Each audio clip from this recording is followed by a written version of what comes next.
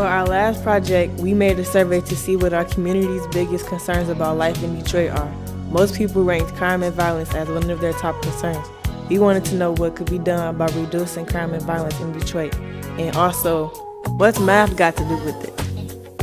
We started by brainstorming all the things that can cause someone to commit a crime or be violent. We took this list and our teachers helped us sort it into 6 root causes. They are economic context, social learning, psychological distress, barriers to education, and law enforcement issues.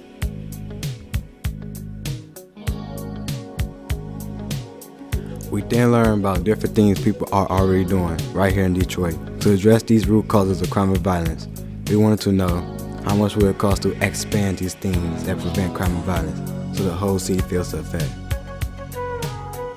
Here are some of the solutions we studied and what they would cost. We built equations to estimate the cost of expanding each solution.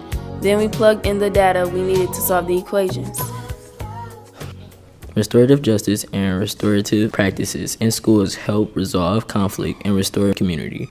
We study schools that started using restorative practices and how it helped them. Restorative justice addresses the root causes of barriers to education and law enforcement issues.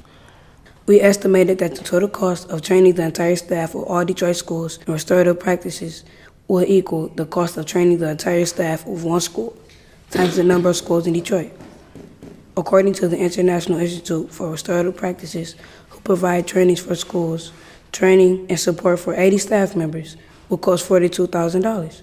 According to Excellent Schools Detroit, there were 245 schools in Detroit in 2012.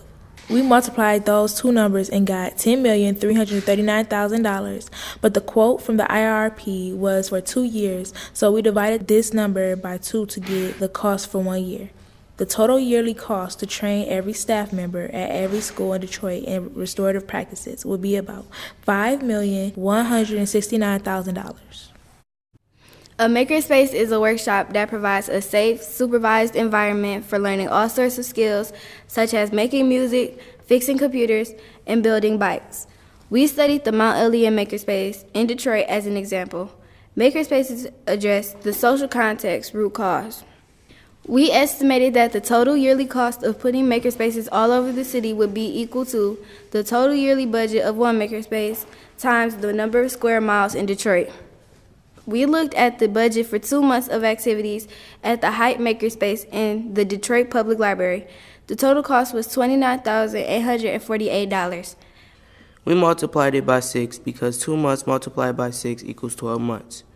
That made the budget $179,088 for the whole year.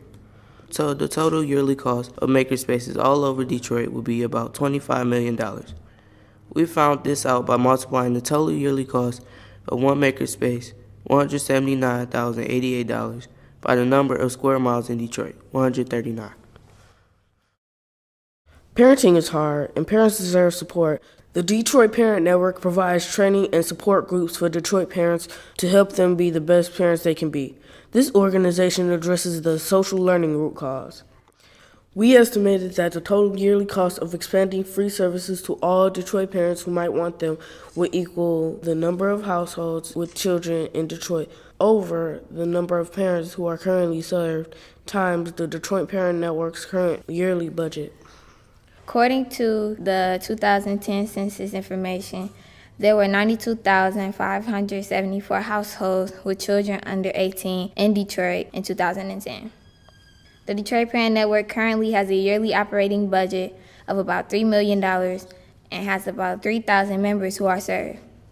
So the total cost of expanding free services to all Detroit parents who might want them would be 92,574 households divided by 3,000 Detroit Parent Network members times the $3 million current yearly budget. That equals $92,574,000. The Detroit New Deal is an idea that we could use public money to create jobs for unemployed Detroiters, where they would do work that would benefit the whole city, like fix abandoned houses and maintain parks. It's inspired by the New Deal of the Great Depression. It addresses the economic context root cause. We estimated that the cost of a Detroit New Deal would equal the number of unemployed people in Detroit times the amount of money it takes to create a job for a year.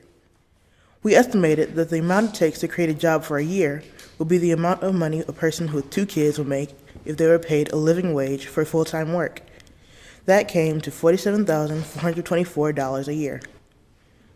So the total cost of the Detroit New Deal would be equal to 59,348 unemployed Detroiters times $47,424. That equals about $1.2 billion. That's a lot of money.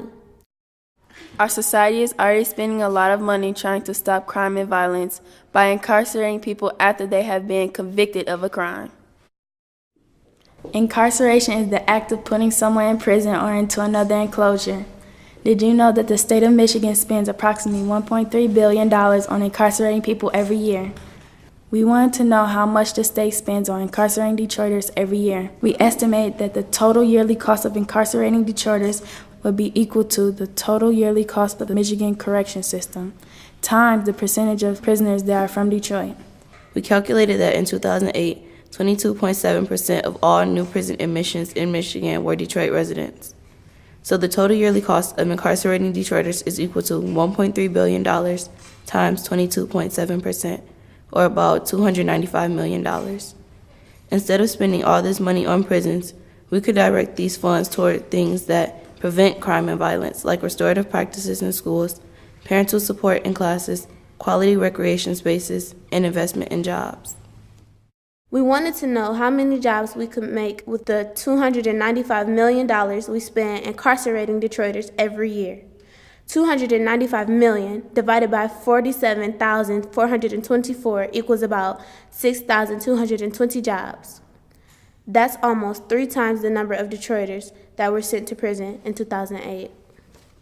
We compared the amount of money we are spending reacting to crime and violence to what it might cost to prevent most crime and violence. And we answered our question, what's math got to do with it?